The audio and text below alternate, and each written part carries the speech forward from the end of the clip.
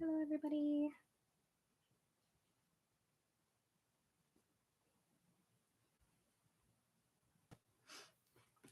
Everybody who's not currently here yet, but the video's starting, so hello, everybody.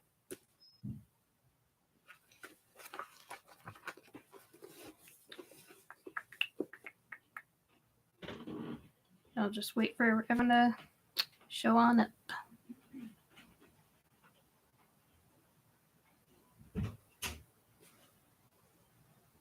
Hey.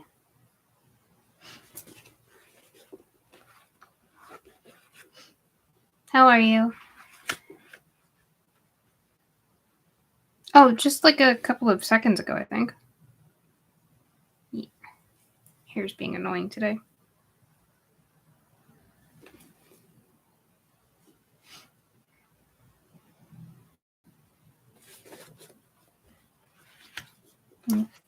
Good.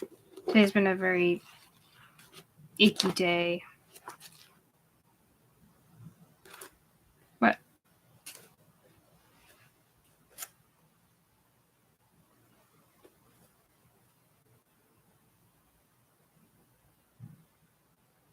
Oh.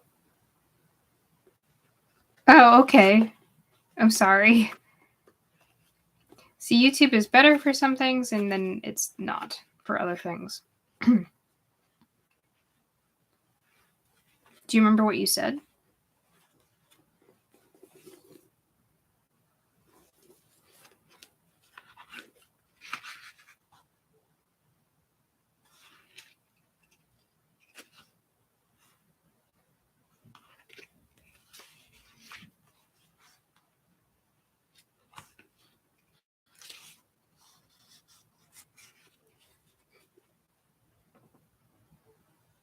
Oh. Yeah, you're fine. How am I doing? So I'm okay, all things considered. It's been busy here, and it's just been like there's been a lot going on. So like, I'm sorry that I didn't stream last week, and I am not adjusting well, as I don't, as is usual, to the end of daylight savings time, or we usually just refer to it as, I think, daylight savings time, whether it's going on or going off. But yeah, when there's more dark, it's difficult for me, and when it's colder, like I'm the seasonal affective disorder person. That stuff really affects me, and I think it's been kicking my butt a little bit. But yeah.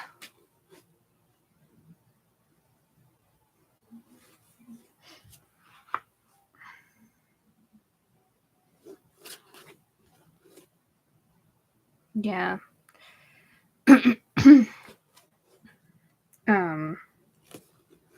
Like the day both like goes too quickly and then also like drags. Like it feels like it's so much later because it gets so dark so early. And then at the same time it stays that way for a very long time, and it's just like, yeah, it just throws off your entire schedule.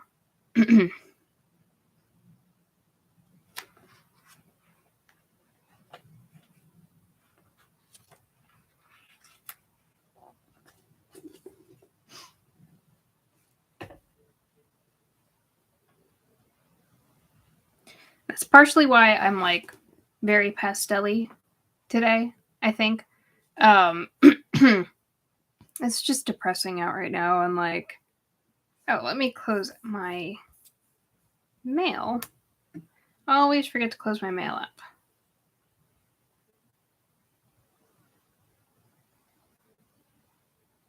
Yeah, I know. I mean, I think it was the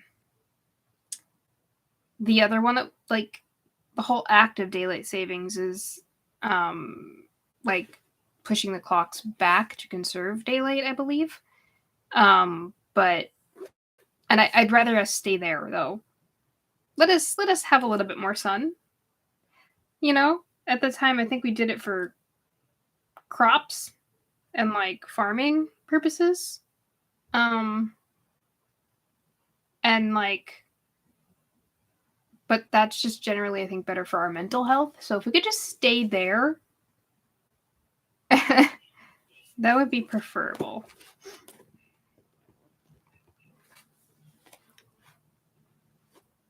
Oh, hello.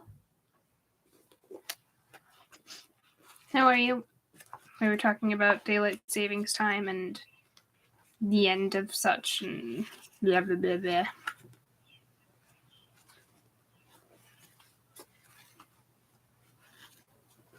Sorry for any sound. I'm just like flicking through the book.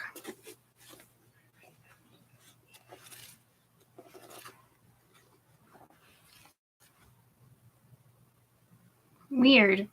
I don't know why it's not sending out notifications.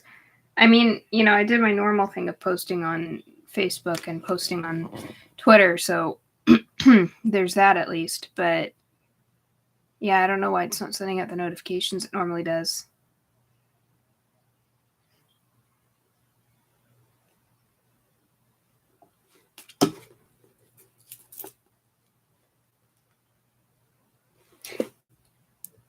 You know, I'm going to change. I have a bracelet on, and I'm going to change the direction that I have the charms in, so this way that they pop up if I hold my hand like that. Perfect. Because what happened was it falls too high on my arm. So if, like, I figured if I'm holding the book, you can still see it, and you can a little bit, but like it is a hassle to like pull my arm into the shot that much. It's just easier to show like, hey, look at my bracelet. And it's a new one of Kayla's bracelets. Our Kay is here for Microcosmos. For BTS. I really like it. Oh, thank you. Thank you for the compliment.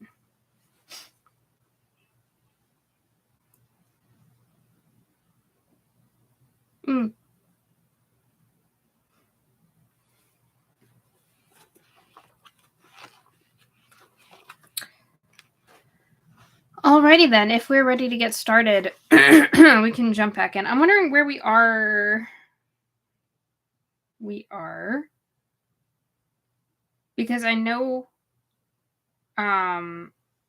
that we had stopped last time, I think, on page 154. And I think that she had found the deer.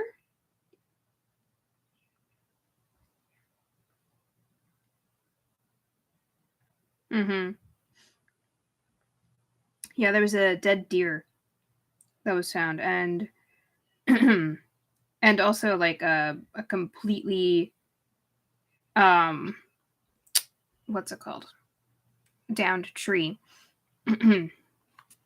It says over here, the buzzing grew louder still. The rest of the deer, most of it anyway, was lying at the foot of an extravagant splurge of fiddleheads near the spot where Trisha finally climbed warily out of the swamp. It lay in two pieces, which were connected by a fly shining snarl of intestines. One of its legs had been torn off and stood propped against the trunk of a nearby tree like a walking stick. Yeah. So I forgot that she'd walked through the swamp, but right, she walked through the swamp, found the fiddleheads that she could actually eat, and then there was that. So we were at, and if it had done that, was it impossible to believe that it might try to make her throw up the little nourishment she had managed to scrounge? Yes, it is. You were being a dork. Forget it. And don't upchuck, for heaven's sake. The noises, they were like big, meaty hiccups, began to space themselves out as she walked west. Keeping on a westward course was easy now, with the sun low in the sky.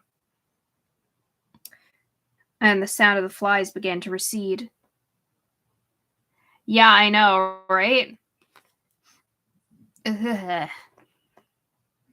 I know that no matter what time, I would not be able to handle that. I wouldn't be able to handle half of this. So, but yeah. When it was entirely gone, Trisha stopped, took off her socks, then slipped her sneakers back on.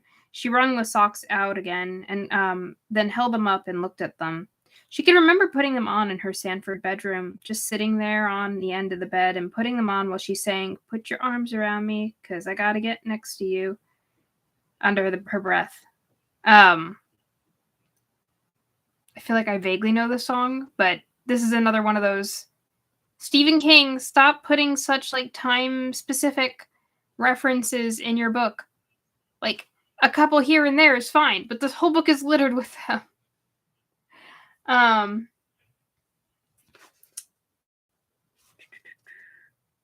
That was Boys to the Max. She and Pepsi thought Boys to the Max were yummy, especially Adam. Oh, see, now I remember this. I remember reading this part out loud because I was like, who the heck is Adam? I don't know. Yeah. She remembered the patch of sun on the floor. She remembered her Titanic poster on the wall. This memory of putting on her socks in her bedroom was very clear but very distant. She guessed it was the way old people like Grandpa remembered things, which had happened when they were kids. Now the socks were little more than holes held together by strings, and that made her feel like crying again, probably because she herself felt like holes held together by strings. But she controlled that, too. She rolled the socks and put them on in her pack. She was refastening the buckles when she heard the whoop, whoop, whoop of helicopter rotor blades again. This time they sounded much closer. Trisha bounded to her feet and turned around with her wet clothes flapping. And there, off in the east, black against the blue sky, were two shapes. They reminded her a little bit of the dragonflies back in the Dead Deer Swamp. There was no sense waving and shouting. They were about 1 billion miles away, but she did it anyway. She couldn't help herself. At last, when her throat was raw, she quit. "Look, Tom," she said, following them wistfully from left to right, north to south, that would be. "Look, they're trying to find me. If they just come a little bit closer." But they didn't. The distant helicopters disappeared behind the bulk of the forest. Trisha stood where she was, not moving until the sound of the rotors had faded into the steady hum of the crickets. Then she fetched a deep sigh and knelt to tie her sneakers. She couldn't feel anything watching her anymore, that was one thing. "Oh, you liar," the cold voice said. It was amused. "You little liar, you." But she wasn't lying, at least not on purpose. She was so tired and so mixed up, she wasn't sure what she felt, except still hungry and thirsty. Now that she was out of the muck and the goo and away from the torn corpse of the deer, she felt hunger and thirst very clearly. It crossed her mind to go back and pick more of the fiddleheads after all. She could steer clear of the deer's body and the goriest, bloodiest places, surely. She thought of Pepsi, who was sometimes impatient with Trisha if Trisha scraped her knee while they were rollerblading or fell while they were tree climbing. If she saw tears welling in Trisha's eyes, Pepsi was apt to say, "Don't go all girly on me, McFarland."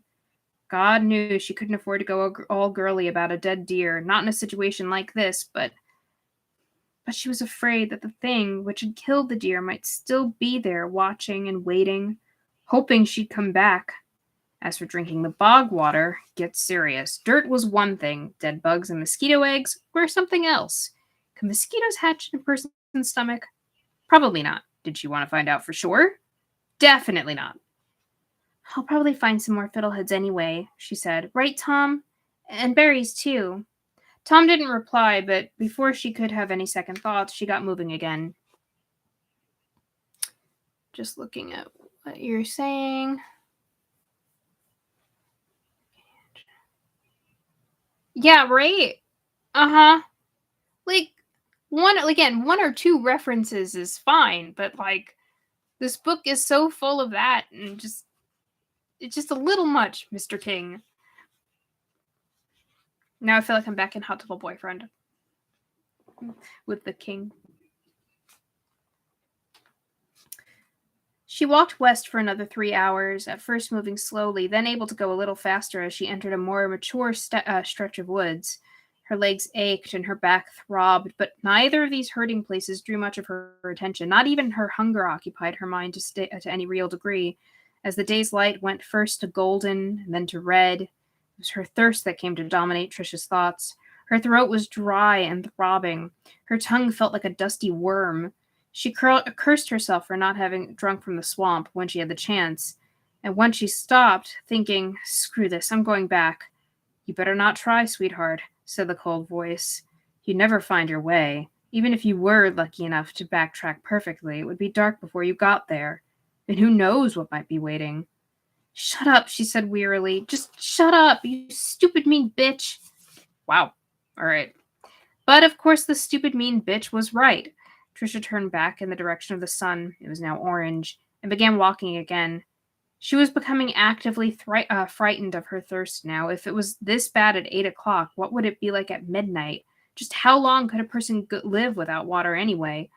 She couldn't remember, although she had come across that particular fun fact at some time or another. She was sure that she had. Not as long as a person could go without food, anyway. What would it be like to die of thirst? "I'm not going to die of thirst in this darn old woods." "Am I, Tom?" she asked, but Tom wasn't saying. The real Tom Gordon would be watching the game by now. Tim Wakefield, Boston's crafty knuckleballer, against Andy Petite, the Yankees' young left-hander. Trisha's throat throbbed. It was hard to swallow. She remembered how it had rained, as with her memory of sitting on the end of her bed and putting on her socks. This also seemed like a long time ago.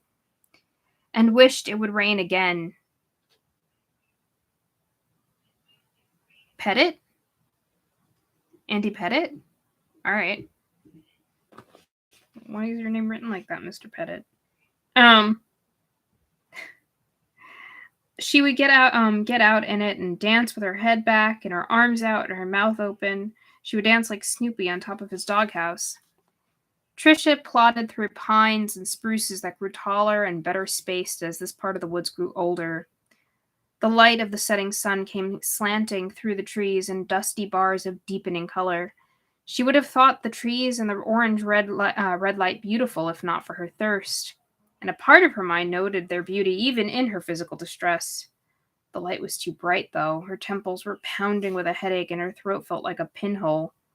In this state, she first dismissed the sound of running water as an auditory hallucination. It couldn't be real water. It was too darned convenient. Nevertheless, she turned toward it, now walking southwest instead of due west, ducking under low branches and stepping over fallen logs like someone in a hypnotic trance. When the sound grew even louder, too loud to mistake for anything other than what it was, Trisha began to run. She slipped twice on the carpet of needles underfoot, and once she ran through an ugly little pocket of nettles that tore fresh cuts on her forearms and backs of her hands, but she hardly noticed. 10 minutes after first hearing that faint rushing noise, she came to a short, steep drop-off where the bedrock emerged from the thin soil and needle carpeting of the forest floor in a series of gray stone knuckles. Below these, brawling along a healthy clip, was a brook that made her first one seem like no more than a drip from the end of a shut-off hose. Trisha walked along the edge of the drop with perfect unself-consciousness, although a misstep would have sent her tumbling at least 25 feet and likely would have killed her. 5 minutes walk upstream brought her to a kind of rough groove from the edge of the forest into the gully where the stream ran. It was a natural flume, floored with decades of fallen leaves and needles. She sat down and hooked herself forward with her feet until she sat on top of the grooved place like a kid sitting on top of a slide. She stared down, still sitting, dragging her hands and using her feet as brakes. About halfway down, she started to skid. Rather than trying to stop herself, that would most likely start her somersaulting again, she lay back, laced her hands together behind her back, closed her eyes, and hoped for the best. The trip to the bottom was short and jolting. Trisha whammed into one jutting rock with her right hip, and another struck her laced-together fingers hard enough to numb them. If she hadn't put her hands over the top of her head, that second rock might have torn open her scalp, she thought later. Or worse. "Don't break your fool neck," was another grown-up saying she knew, this one a favorite of Grandma McFarland. She hit bottom with a bone-crunching thud, and suddenly her sneakers were full of freezing cold water. She pulled them out, turned around, flopped onto her belly, and drank until a spike drove into her forehead, the way it sometimes did when she was hot and hungry and gobbled ice cream too fast. Be careful! Like, that water is not... That water might have bacteria in it. Like... Trisha pulled her dripping, mud-streaked face out of the stream's cold, boiling course and looked up at the darkening sky, gasping and grinning blissfully. Had she ever tasted water this good? No. Had she ever tasted anything this good? Absolutely not. This was in a class by itself. She plunged her face back in and drank again. At last she got up on her knees, uttered a vast watery belch, and then laughed shakily. Her stomach felt swollen, tight as a drum. For the time being, at least, she wasn't even hungry. The flume was too steep and too slippery to reclimb. She might get halfway or even most of the way up, only to slide all the way back to the bottom again. Yeah, I mean, she is probably a little delirious, and at this point, probably any water is better than no water at all, but still could be dangerous. Not the best thing to do. You don't want to get, like, parasites or anything. The going looked fairly easy on the other side of the brook, however, steep and tree-covered, but not too brushy, and there were plenty of rocks to use as stepping stones. She could go a little way before it got too dark to see. Why not? Now that she had filled her belly with water, she felt strong again, wonderfully strong, and confident. The bog was behind her, and she had found another stream, a good stream. Yes, but what about the special thing? The cold voice asked. Trisha was frightened by that voice all over again. The stuff it said was bad. That she could have discovered such a dark girl hiding inside her was even worse. Did you forget about the special thing? If there ever was a special thing, Trisha said, it's gone now. Back with the deer, maybe. It was true, or seemed to be true. That sensation of being watched, perhaps stalked, was gone. The cold voice knew it and made no reply. Trisha found she could visualize its owner, a tough little sneery-mouthed Tootsie, who looked only slightly coincidentally like Trisha herself, the resemblance of a second cousin, perhaps. Now she was stalking away with her shoulders held stiffly high and her fists clenched, the very picture of resentment. Yeah, go away and stay away, Trisha said. You don't scare me. And after a pause, fuck you! There it came out of her mouth again, what Pepsi called the terrible F word, and Trisha wasn't sorry. She could even imagine saying it to her brother, Pete, if Pete started up with all his Malden crap again while they were walking home from school. Malden this and Malden that, Dad this and Dad that, and what if she just said, hey, Pete, fuck you, deal with it, instead of trying to be either all quiet and sympathetic or all bright and cheery and let's change the subject. Just, hey, Pete, that's a big fuck you, like that. Trisha saw him in her head, saw him staring at her with his jaw dropped most of the way down to his chin. The image made her giggle. She got up, approached the water, picked out 4 stones that would take her across, and dropped them, one at a time, into the stream bed. Once on the far side, she began to work her way down the slope. The hillside steepened steadily, and the stream grew ever noisier beside her, rolling and tumbling in its rocky bed. When Trisha came to a clearing where the ground was relatively flat, she decided to stop for the night. The air had grown thick and shadowy. If she tried to go down the slope, she would be risking a fall. Besides, this wasn't too bad. She could see the sky at least. Bugs are fierce, though, she said, waving at the mosquitoes around her face and slapping a few more off her neck. She went to the stream to get mud, but ha-ha, joke's on you, girl. There was no mud to get. Plenty of rocks, but no mud. Trisha sat back on her heels for a moment while the Minjas executed complicated flying patterns around her eyes, thought things over, then nodded. She scraped the needles away from a small circle of ground with the sides of her hands, dug a little bowl in the soft earth, and then used her water bottle to fill it up from the stream. She made mud with her fingers, taking a great deal of pleasure in the process. It was Grandma Anderson she thought of, making bread in Grandma Anderson's kitchen on Saturday mornings, standing on a stool to knead the dough because the counter was so high. When she had lots of good goo, she smeared it all over her face. By the time she finished this, it was almost dark. Trisha stood up, still rubbing mud on her arms, and looked around. There was no convenient fallen tree to sleep under tonight, but about 20 yards from this side of the stream, she spied a tangle of dead pine boughs. Pine boughs? Pine boughs, right? She took these to one of the tall firs near the stream and leaned against them like against the trunk, like upside down fans, creating a little space she could crawl into, sort of a half tent. If no wind came to knock the branches over, she thought she would be fairly snug. As she brought the last two over, her stomach cramped and her bowels loosened. Trisha stopped, holding a branch in each hand, waiting to see what would happen. The cramp let go, and the odd, weak feeling down low inside of her passed, but she still didn't feel quite right. Aha. Yup, that's what I figured. Yep. Fluttery. Butter fluttery was Grandma Anderson's word, only she used it to mean nervous, and Trisha didn't feel nervous exactly. She didn't know how she felt. It was the water, the cold voice said. Something in the water. You're poisoned, sugar. Probably be dead by morning. If I am, I am, Trisha said, and added the two last branches to her makeshift shelter. I was so thirsty, I had a drink. To this, there was no reply. Perhaps even the cold voice, traitor that it was, understood that much. She'd had to drink, had to. She slipped off her pack, opened it, and reverently took out her Walkman. She settled the earbuds into place and pushed the power button. WCAS was still strong enough to listen to, but the signal wasn't what it had been last night. It made Trisha feel funny to think that she almost walked out of a radio station's broadcast area the way you drove out of them when you were on a long car trip. It made her feel funny, all right. Very funny indeed. Funny in her stomach.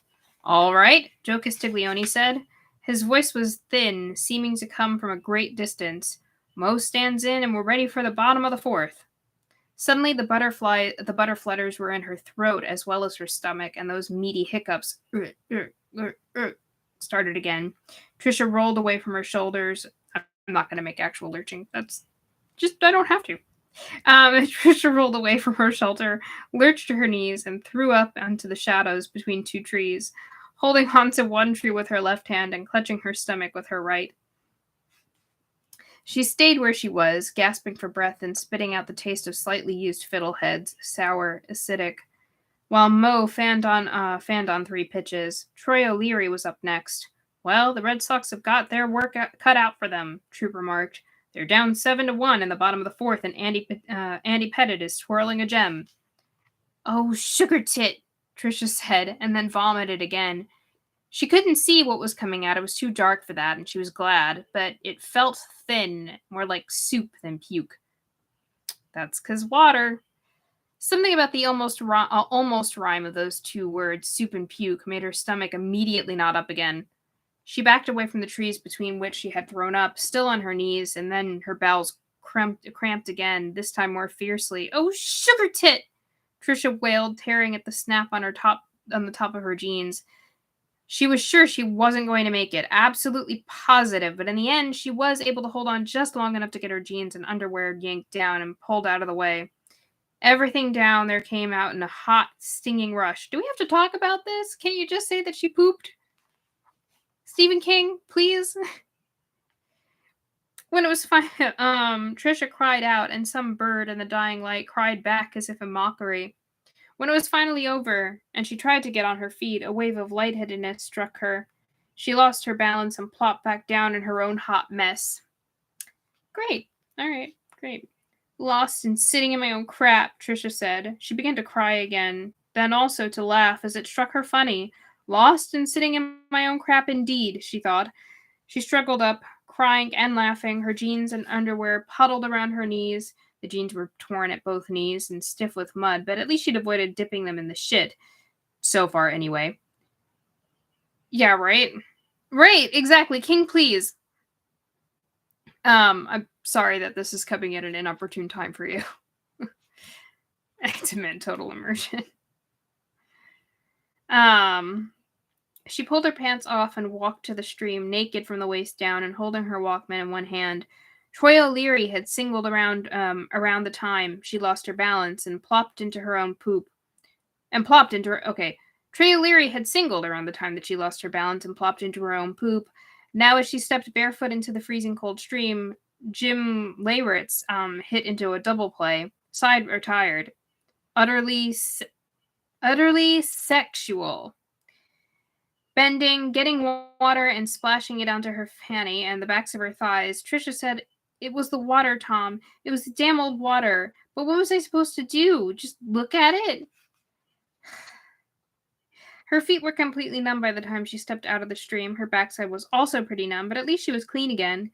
She put on her underwear and her pants and was just doing the snap on her jeans when her stomach clenched again. Trisha took 2 big steps back to the trees, clutched the same one, and vomited again. This time, there seemed to be nothing solid in it at all. It was like ejecting 2 cups of hot water. She leaned forward and put her forehead against the pine tree's sticky bark. For just a moment, she could imagine a sign on it, like the kind people hung over the doors of their lakeside and seaside camps. Trisha's puke in place. That made her laugh again, but it was bad laughter. And though through all the air between these woods and the world she had so foolishly believed was hers, that jingle was playing again, the one that went, "Dial 1-800-54-GIANT." Now her bowels again tightening and cramping. "No," Trisha said with her forehead still against the tree and her eyes closed. "No, please, no more. Help me, God, please, no more." "Don't waste your breath," said the cold voice. "It's no good praying to the subaudible." The cramp loosened. Trisha walked slowly back to her shelter on legs that felt rubbery and unstable. Her back hurt from vomiting, her stomach muscles felt oddly sprung, and her skin was hot. She thought maybe she had a fever. You could. Derek Lowe came in to pitch for the Red Sox. George Posada greeted him with a triple into the right field corner. Trisha crawled into her shelter, being careful not to brush any of the branches with her arm or hip. If she did that, the whole thing would probably fall over.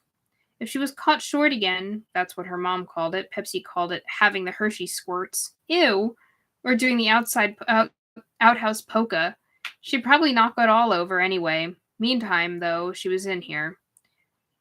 Chuck Knobloch hit what Troop called a towering fly ball.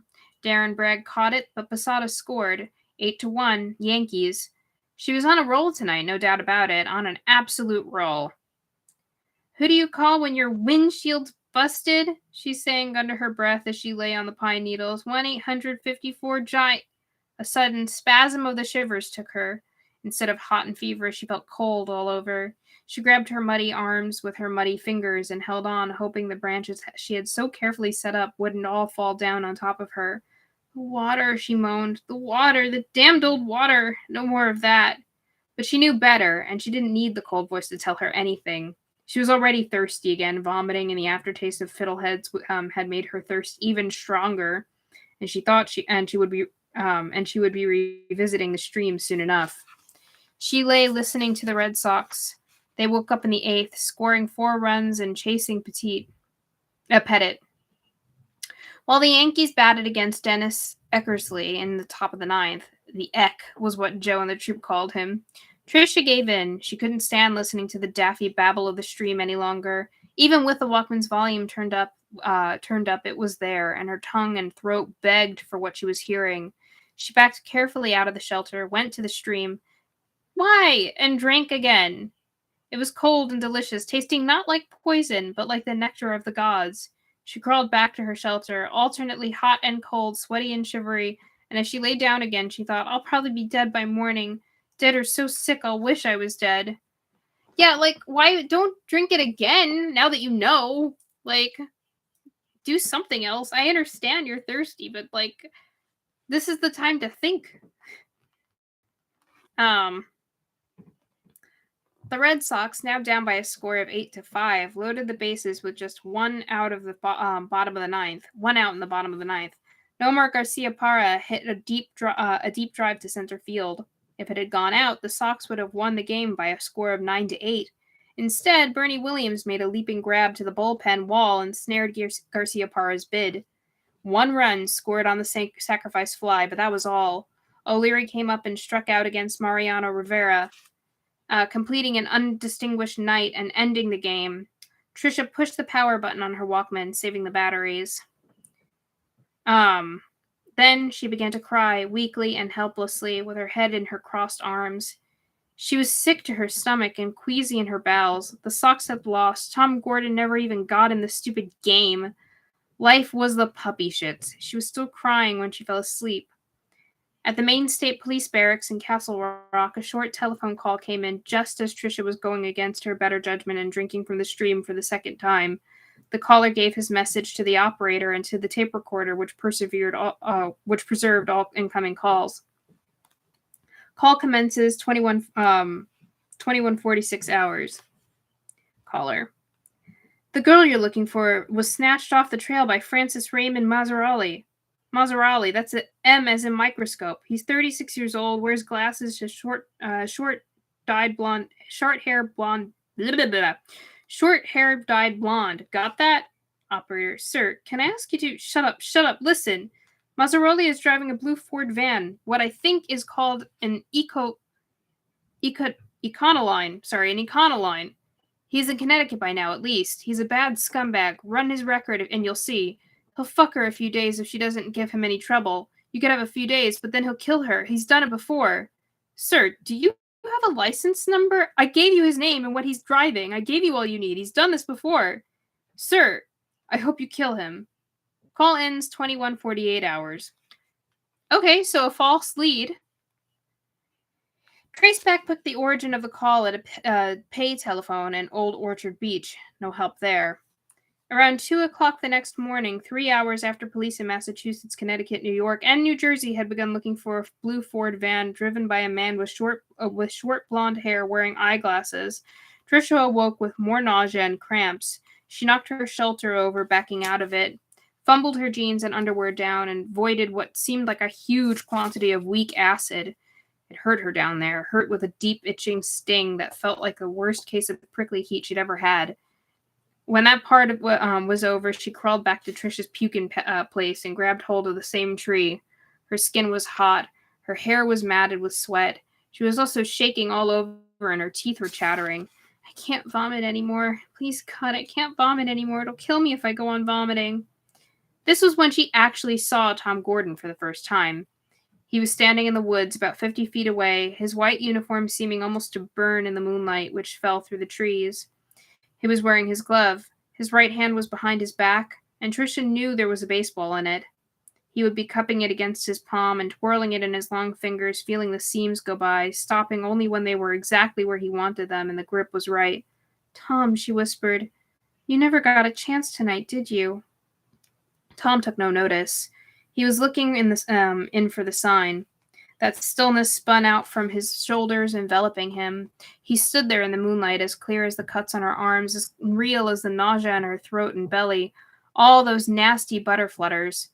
He was stillness, waiting for the sign. Not perfect stillness. There was that hand behind his back, turning the ball, searching for the best grip, but all stillness where you could see. Yeah, baby, stillness waiting for the sign.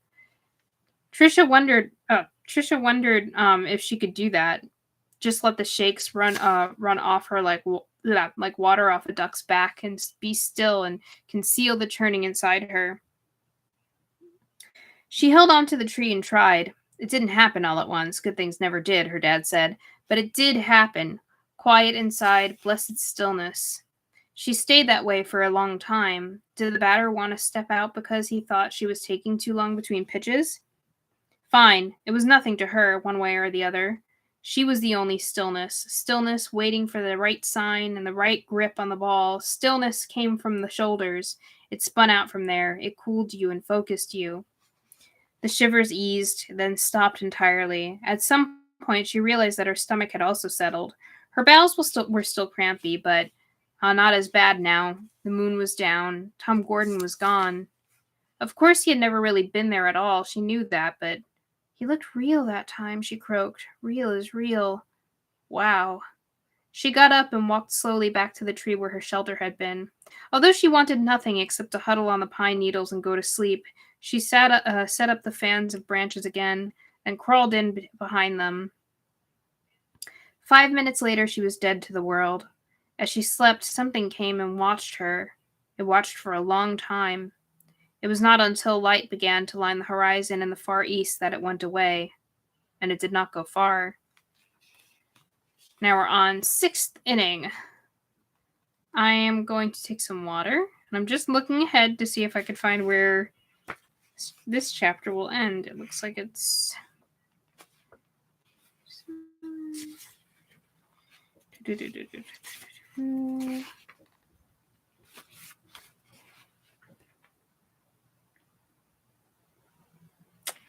Bear with me as I count in my head.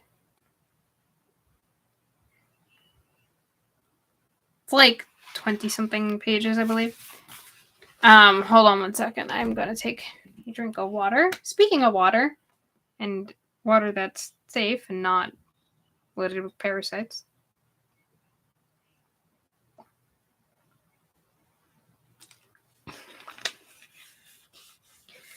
Okay.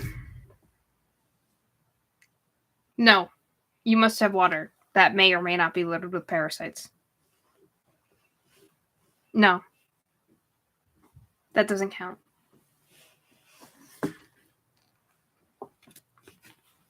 I wouldn't drink that. We'll just say that qualifies you, and you can go on drinking your tea. Okay, 6th inning. All right. When Trisha woke up, the birds were singing confidently. The light was strong and bright the way it looked at mid-morning. She might have slept even longer, but hunger wouldn't allow it. She roared with a vast emptiness from the top of her throat all the way down to her knees. And in the very middle, it hurt. Actually hurt. It was as if she was being pinched somewhere inside. The feeling frightened her. She had been hungry before, but never hungry enough for it to hurt this way. She backed out of her shelter, knocking it over again, got to her feet, and hobbled to the stream where her hands planted in the small of her back. She probably looked like Pepsi Rubishaw's grandmother, the one who was deaf and had arthritis so bad she had to use a walker. Granny Grunt, Pepsi had called her. Trisha got down on her knees, planted her hands, and drank like a horse at a trough. If the water made her sick again, and it probably would, so be it. She had to put something in her stomach. She got up, looked dully around her, hitched up her jeans. They had been okay when she put them on long ago and far away in her Sanford bedroom, but they were loose now. Then started downhill along the course of the stream. She no longer had any real hope that it would take her out, but at least she could put some distance between her and Trisha's puking place. She could do that much. She had gotten perhaps 100 paces when the tough Tootsie spoke up. Forgot something, didn't you, sugar? Today, the tough Tootsie also sounded like a getting tired Tootsie, but her voice was as cold and ironic as ever, not to mention correct. Trisha stood where she was for a moment, with her head down and her hair hanging, then turned around and labored uphill to her little camp of the night before. She had to stop twice on the way and give her pounding heart a chance to slow down. She was appalled by how little strength she had left. She filled her water bottle, stuffed it, and shredded the remains of her poncho into her pack. Gave a tearful sigh at the pack's weight when she lifted it. The damn thing was all but empty, for goodness sake, and then set off again. She walked slowly, almost plodding now, and although the going was downhill, she still had to stop and rest every 15 minutes or so. Her head throbbed. All the world's colors looked too bright, and when a blue jay called from a branch overhead, the sound seemed to punch into her ears like needles. Blue jays do that at the best of times. She pretended Tom Gordon was with her, keeping her company, and then after a while, she didn't have to pretend anymore. He walked along beside her, and although she knew he was a hallucination, he looked as real by daylight as he had by moonlight. Around noon, Trisha stumbled over a rock and sprawled full length in a brambly snarl of bushes. She lay there with the breath knocked out of her, and her head hammering so hard it made white lights in front of her eyes. The first time she attempted to drag herself back to open ground, she couldn't do it. She waited, rested, tried for stillness, with her eyes half closed, and then went for it again. This time she pulled herself free, but when she tried to get up, her legs wouldn't support her. No wonder either, not really. Over the last 48 hours, she'd had nothing to eat but a hard-boiled egg, a tuna sandwich, 2 Twinkies, and a few fiddleheads. She'd also had diarrhea and vomiting. "I'm going to die, Tom, aren't I?" she asked. Her voice was calm, lucid. There was no answer. Trisha raised her head and looked around. Number 36 was gone. Trisha dragged herself over to the stream and had a drink. The water didn't seem to be bothering her stomach and bowels anymore. She didn't know if that meant she was getting used to it or just that her body had given up trying to rid itself of the bad stuff, the impurities. Trisha sat up, wiped her dripping mouth, and looked northwest along the course of the stream. The terrain up ahead was moderating, and the old forest seemed to be changing once again, the firs giving way to smaller, younger trees, your basic forest clenches and tangles, in other words, with plenty of underbrush clogging up any easy way through. She didn't know how long she could continue in that direction, and if she tried to walk in the stream, she guessed that the current would about bowl her over. There were no helicopters, no barking dogs. She had an idea she could hear those sounds if she wanted to, just as she could see Tom Gordon if she wanted to, so it was best not to think in that direction. If any sounds surprised her, they might be real. Trisha didn't think any sounds would surprise her. I'm going to die in the woods. Not a question this time. Her face twisted into an expression of sorrow, but there were no tears. She held out her hands and looked at them. They were trembling. At last she got to her feet and began to walk again. As she made her way slowly downhill, clutching at tree trunks and branches to keep from falling over, 2 detectives from the Attorney General's office were questioning her mother and brother. Later that afternoon, a psychiatrist who worked with the state police would try to hypnotize them, and with Pete he would succeed. The focus of their questions had to do with pulling into the parking lot on Saturday morning and getting ready to hike. Had they seen a blue van? Had they seen a man with blonde hair and eyeglasses? Dear Christ, Keela said, finally giving in to the tears that had until now largely held off. Dear Christ, you think my baby was kidnapped, don't you? Snatched from behind us while we were arguing. At that, Pete also began to cry. In TR-90, TR-100, and TR-110, the search for Trisha went on, but the perimeter had been tightened, the men and women in the woods instructed to concentrate more fully on the area near where the girl had last been seen. The searchers were now looking more for the girl's effects than for the girl herself. Her pack, her poncho, articles of her clothing. Not her panties, though. The AG's men and the state police detectives were pretty sure no one would find those. Guys like Mazzarelli usually kept their victims' undergarments, holding on to them for long after the bodies had been tossed in ditches or stuffed into culverts. Trisha McFarland, who had never seen Francis Raymond Mazzarelli in her life, was now 30 miles beyond the northwest perimeter of the new tighter search area. The Maine State Guides and Forest Service's game wardens would have found this difficult to believe, even without the false tip to distract them, but it was true. She was no longer in Maine. At around 3 o'clock that Monday afternoon, she crossed over into New Hampshire. It was an hour or so after that when Trisha saw the bushes near a stand of beech trees not too far from the stream. She walked toward them, not daring to believe, even when she saw the bright red berries. Hadn't she just told herself that she could see things and hear them if she wanted to badly enough? True. But she'd also told herself that if she was surprised, things she saw and heard might be real. Another 4 steps convinced her that the bushes were real. The bushes, and the lush freight of checkerberries hanging all over them like tiny apples. Berries, ho! She cried in a cracked, hoarse voice, and any last doubts were removed when 2 crows which had been feasting on dropped fruit a little further into the tangle, took wing, cawing at her reprovingly. Trisha meant to walk, but found herself running instead. When she reached the bushes, she stopped on her heels, breathing hard, her cheeks flushed in thin lines of color. She reached out with her filthy hands, then pulled them back, still convinced on some level that when she tried to touch, her fingers would go right through. The bushes would shimmer like a special effect in a movie, one of Pete's beloved morphs. And then they would show themselves for what they really were. Just more tangles of cruddy brown brambles, ready to drink as much of her blood as they could while it was still warm and flowing. No, she said, and reached forward. For a moment, she still wasn't sure, and then... Oh. And then... The checkerberries were small and soft under her fingertips.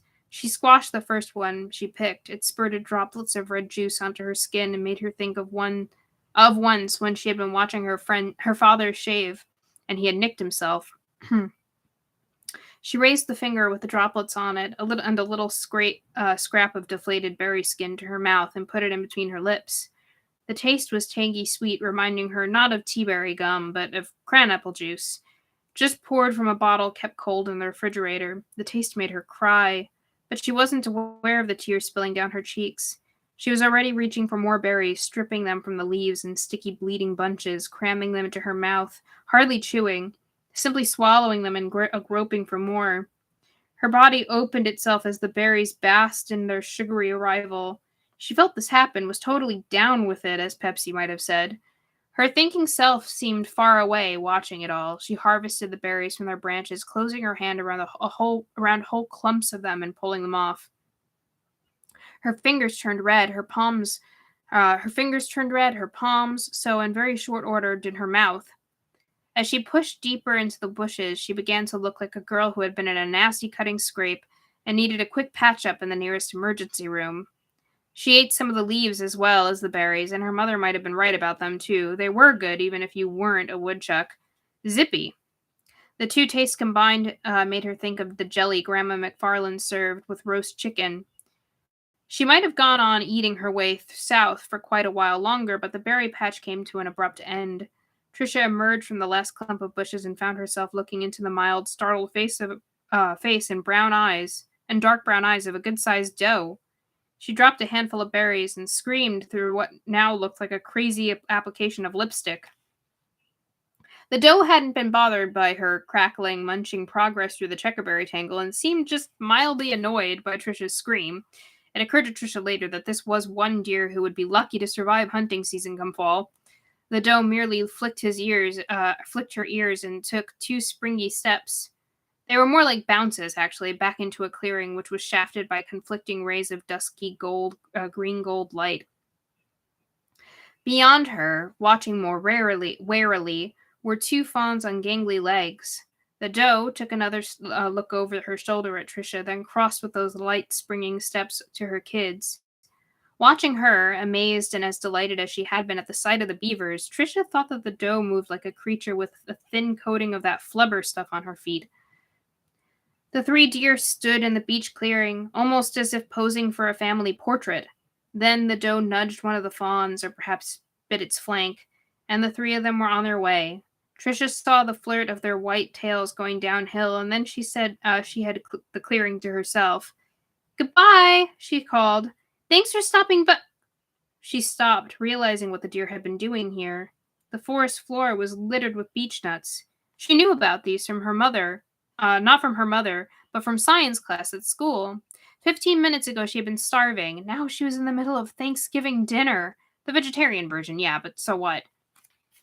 Let me just have some more water. My throat is bothering me today. Not in general, just now that I'm reading. I don't know if it's like I've lost some endurance with that or something. Doesn't feel like it should happen with just like 1 week of not doing it, but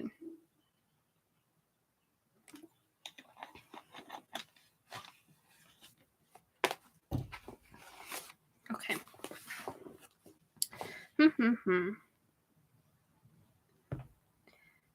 I guess so.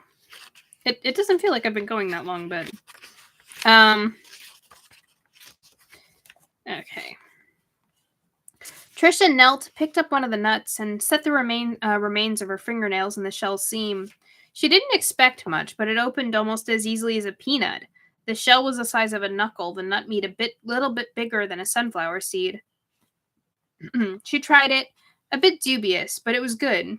In its own way, it was as good as the checkerberries, and her body seemed to want it in a different way. The worst of her hunger had been satisfied by the berries. She had no idea how many she had gobbled. Not to mention the leaves. Her teeth were probably as green as Arthur Rhodes, that creepy little kid who lived up the street from Pepsi. Besides, her stomach had probably shrunk. What she had to do now was... "Stock up," she muttered. "Yeah, baby, stock up big time." She unshouldered her pack, aware of how radically her energy had rebounded already. It was beyond amazing, actually, a little eerie, and unbuckled the flap. She crawled across the clearing, gathered nuts with dirty hands. Her hair hung in her eyes, her filthy shirt flapped, and every now and again, she hitched at her jeans, which had been all right when she put them on 1,000 years ago, but no longer wanted to stay up. As she gathered, she sang the autoglass jingle, 1-854-GIANT, under her breath. When she had enough beech nuts to weigh down the bottom of the pack, she worked her way slowly back through the checkerberry patch, picking berries and dumping them, the ones she didn't just dump into her mouth, in on top of the nuts. When she reached the place where she had stood earlier, trying to muster up enough courage to reach out and touch what she saw, she felt almost herself again. Not entirely, but still pretty good. Whole was the word that occurred to her, and she liked it so well that she said it out loud, not once but twice. She trudged to the brook, dragging the pack beside her, then sat down under a tree. In the water, like a happy omen, she saw a small speckled fish shoot by in the direction of the flow. A baby trout, perhaps. Trisha sat where she was for a moment, turning her face up to the sun and closing her eyes.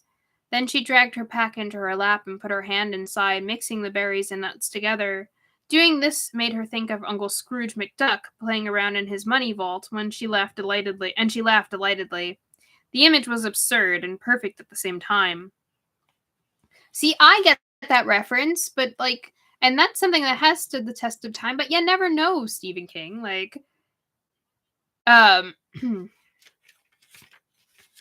She holed a dozen or so of the beech nuts, mixed them with a number of berries, this time using her madder-stained fingers to remove the stems with ladylike care, and tossed the result into her mouth in 3 measured handfuls. Dessert.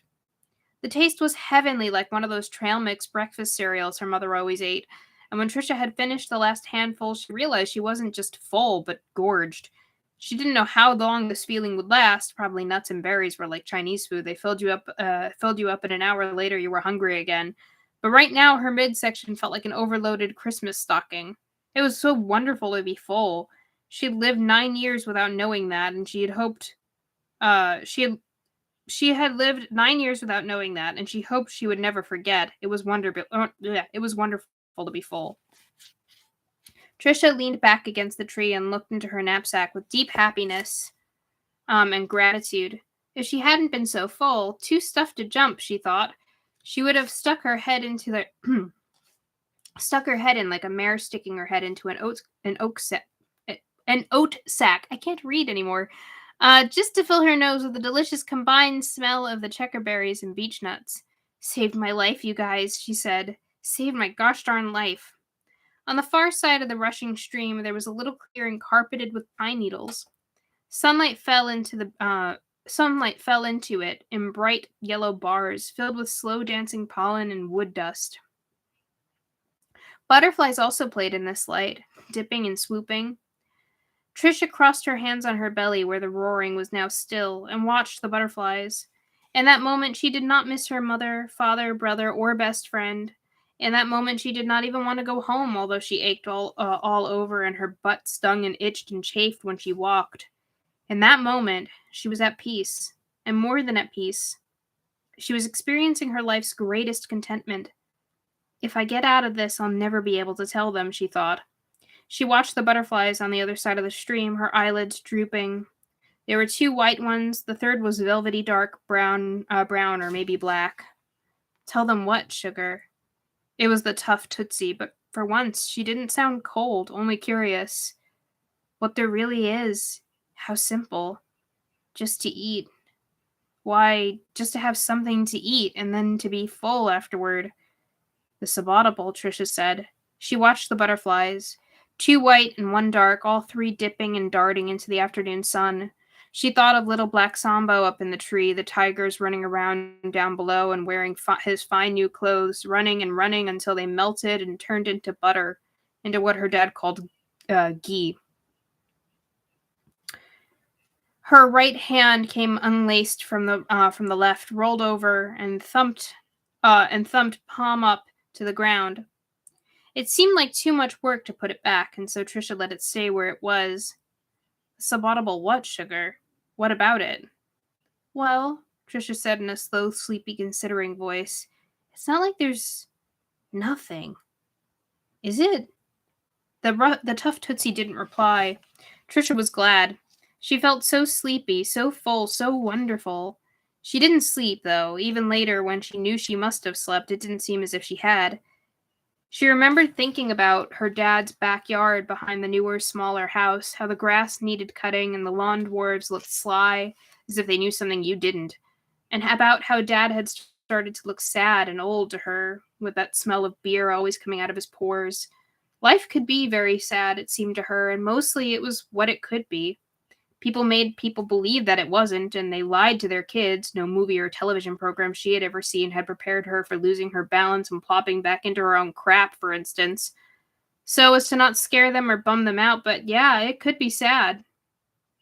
Yes, you're providing a service to people, Stephen King. You're telling people it's possible you may fall into your own crap one day, and you should be prepared for that at any moment.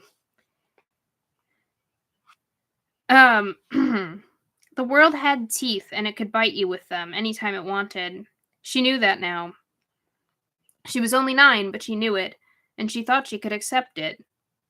She was almost 10, after all, and big for her age. I don't know why we have to pay for what you guys did wrong. That was the last thing she had heard Pete... Oh, sorry. I don't know why we have to pay for what you guys did wrong. That was the last thing she had heard Pete say, and now Trisha thought she knew the answer. It was a tough answer, but probably a true one. Just because. And if he didn't like it, take a ticket and get in line. Trisha guessed that in a lot of ways she was older than Pete now.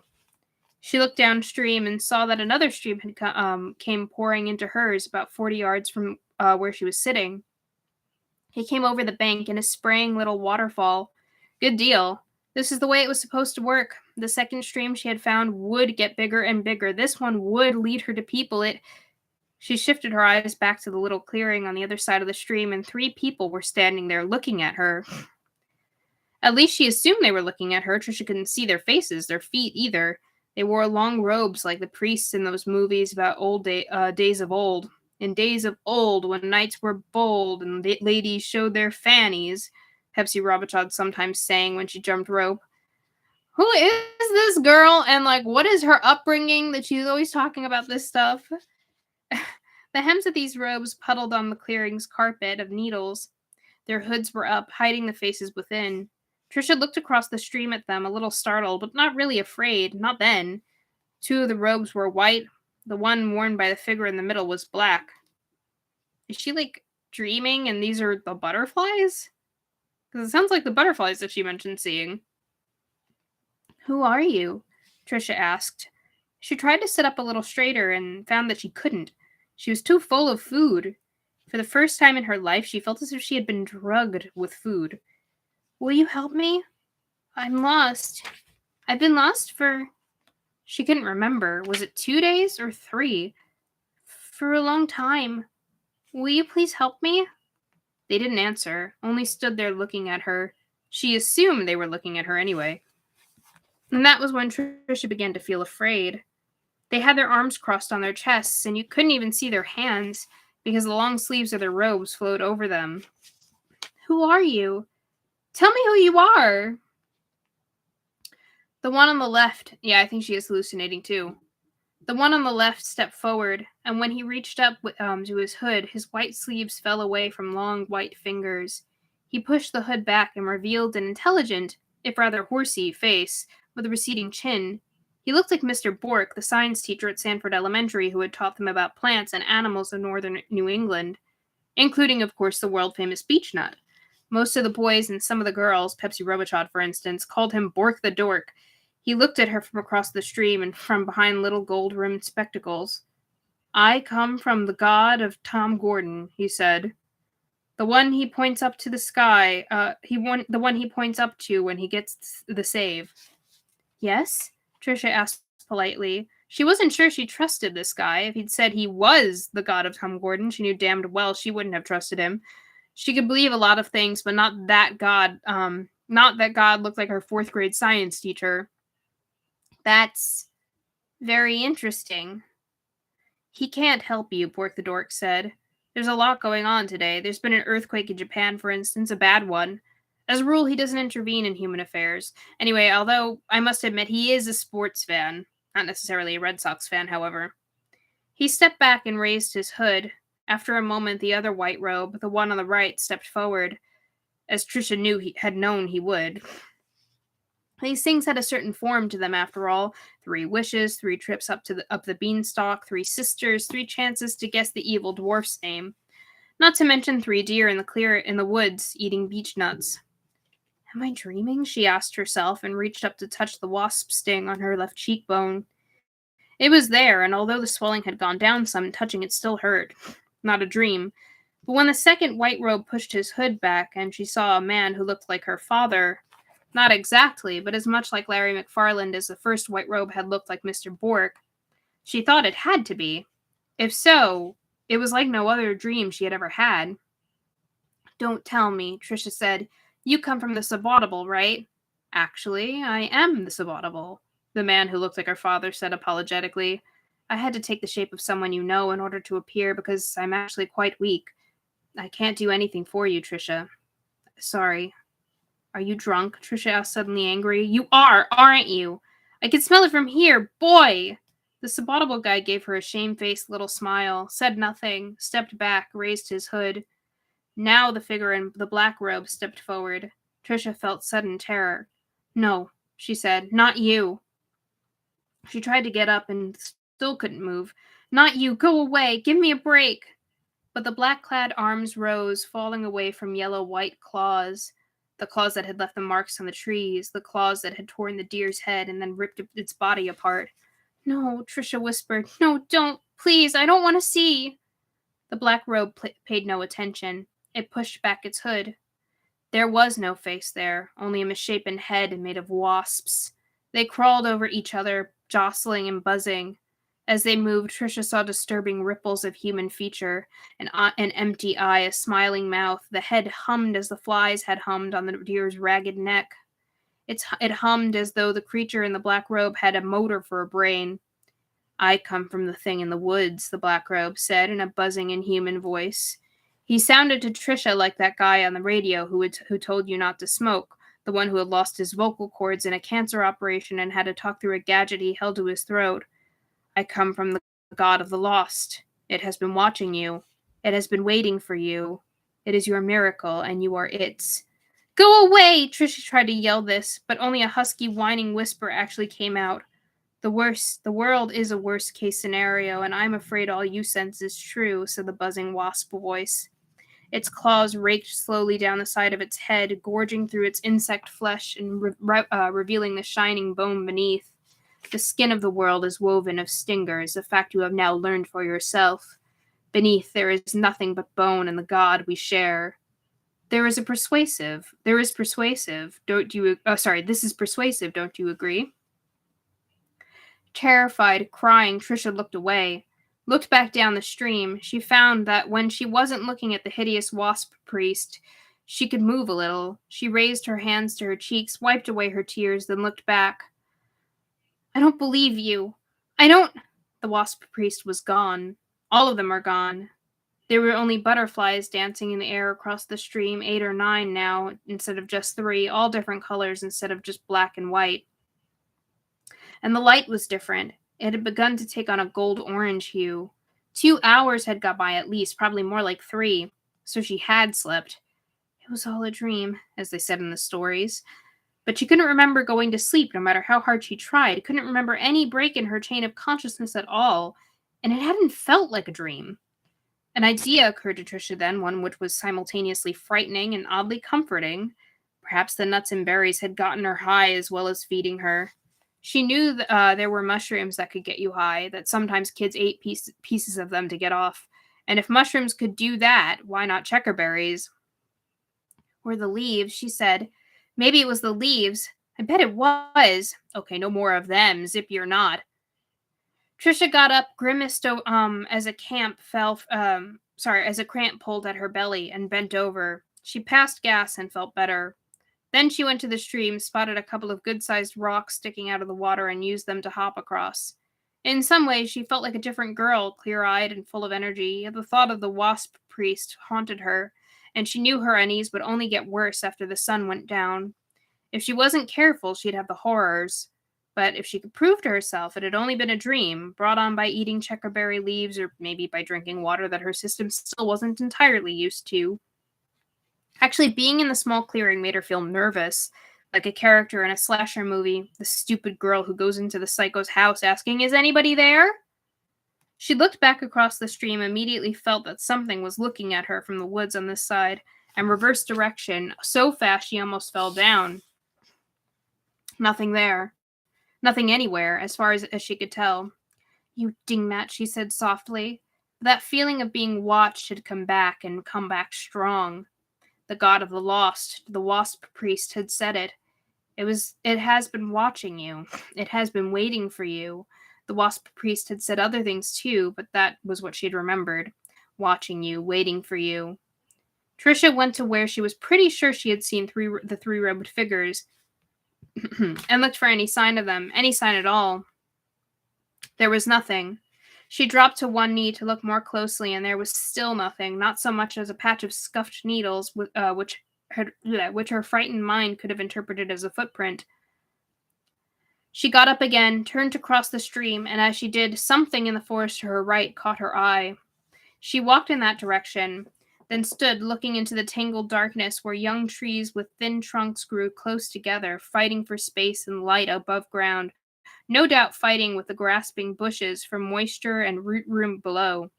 Here and there in the darkened green, birches stood like gaunt ghosts. Splashed across the bark of one of these was a stain.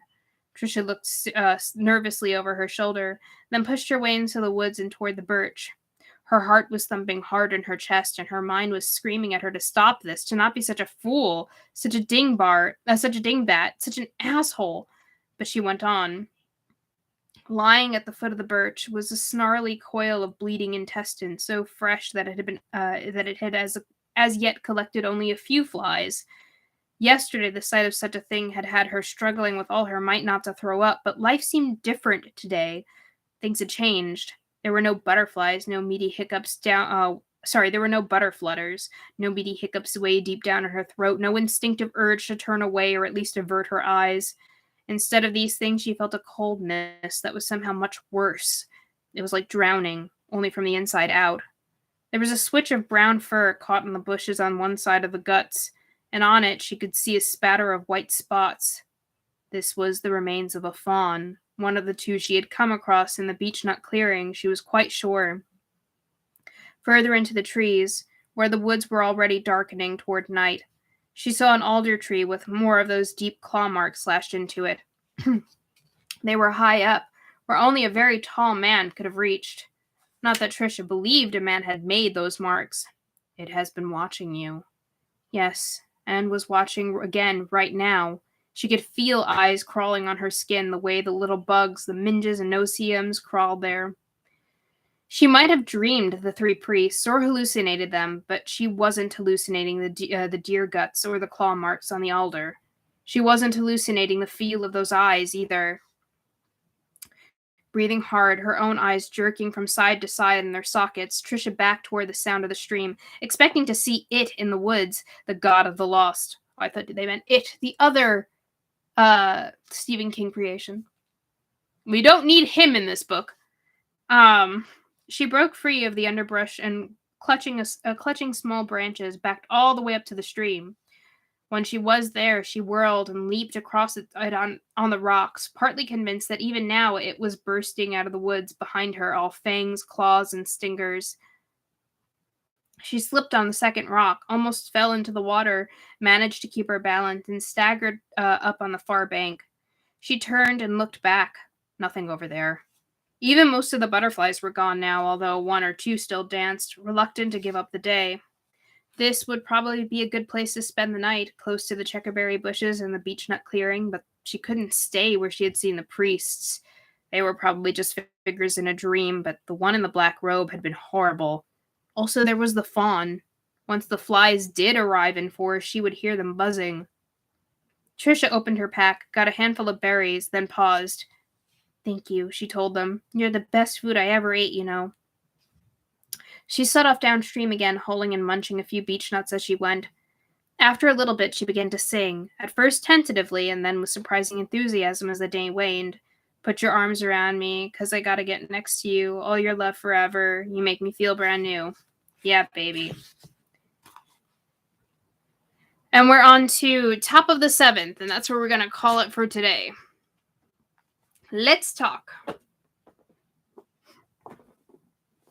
What do you guys think about what we read? Sorry, there's dust floating in the air.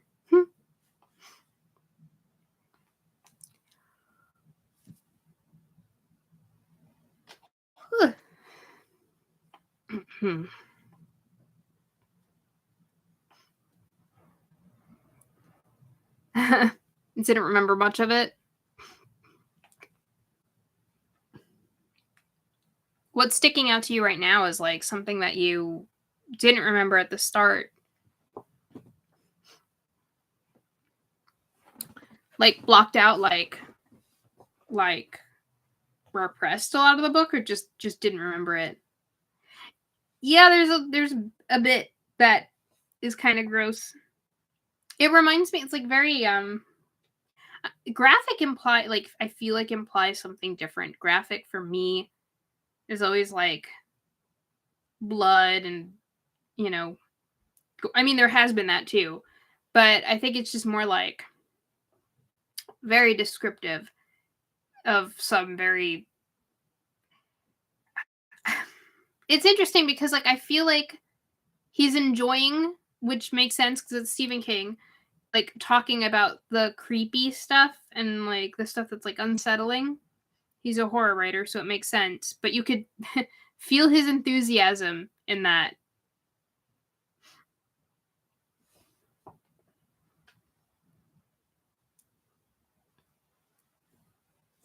And then there's some stuff where it's like, did we really need this? Just, you know, did we really need to hear about her pooping? Did we really need to hear about, you know, like, did we?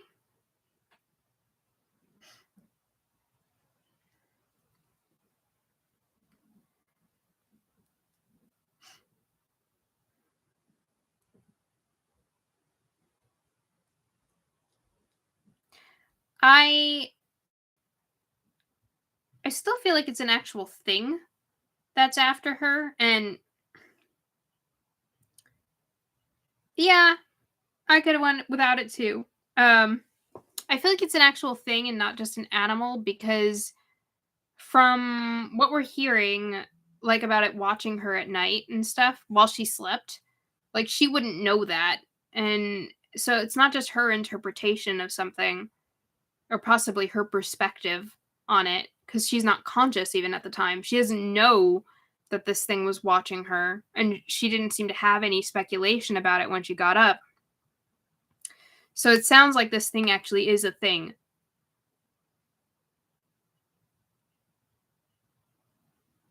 Yeah, so kind of. That sounds like kind it was less her and just I think more that 18th century writer who like spent pages going on about it. And I think that was what writer was that? Was it Proust? Not Proust.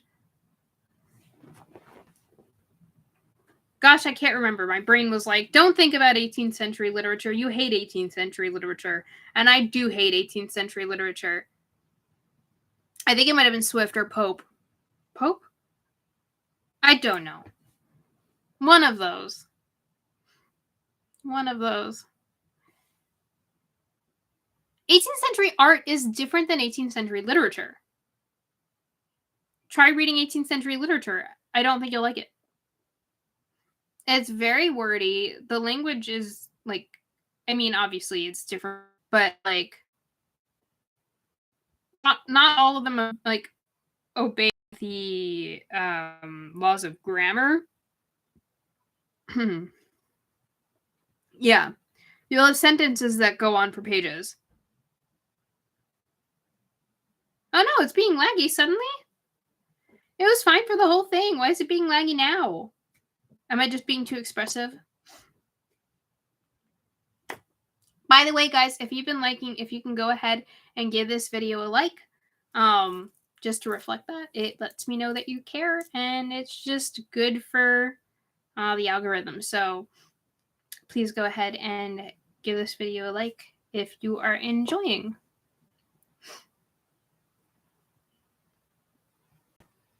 Okay, I hope that it just clears up because we're almost done. So just hang in there, you know?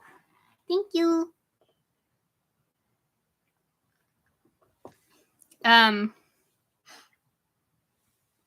Yeah, so I don't know, maybe it's like the discrepancy between like how kids talked then and now, but sometimes the way Trisha talks to herself in her head or like then says things out loud, like I can't picture a kid talking that way exactly.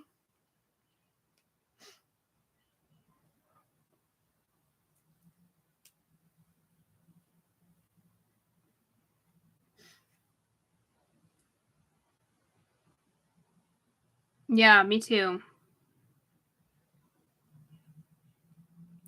Where are we? I'm curious. I think the book is only like I looked ahead briefly.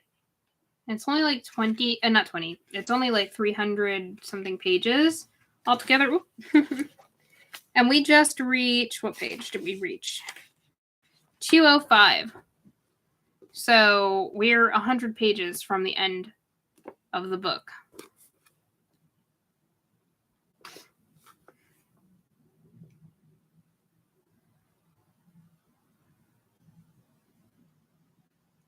Do you guys have anything else that you wanted to talk about? Otherwise, I think we're good to go for today.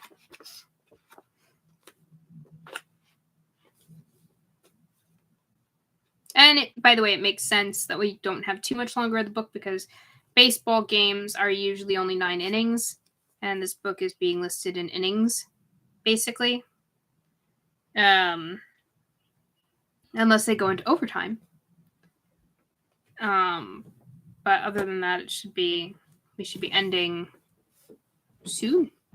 So what I'm gonna do, yeah, what I'm gonna do, probably this week, I'm gonna try to find time for it. Is to, I guess, extra. Do I know baseball? I don't know baseball. That's part of the problem with this book. I don't know baseball. But so anyway, I will try to put a poll up about what we could possibly move on to for our next book. If you want, you can go ahead and do what we did before. Submit new stuff if you'd like, new suggestions. I will go ahead and, I'll go ahead and put the previous poll choices back up. Aw, I'd be happy to. I'll go ahead and put the previous poll choices up again as well to see if there's anything that comes from that. But I'll also add in more options as well. So let me know if you would like that. Yeah. I will. I guess I'll put Stardust on there. I have read Stardust before. But I really liked it, so I'm up for reading it again. I've only read it one time previously, so that would be fun. Thank you for watching. I hope you guys enjoyed. Please go ahead, leave a like and comment on the video. If you have anything that you want immortalized in time or any questions that come up afterwards, please go ahead and leave them in the comment section. Or if you just want to let me know that you're enjoying it, it really helps to hear that everyone's having a good time and enjoying this content. Helps me want to continue with it. So please just let me know if you can, and if you'd like to. And I will see you guys next week. We'll be doing, again, obviously, Sunday at 5 p.m. Eastern Standard Time. We will be doing this. And other than that, have a great day, guys.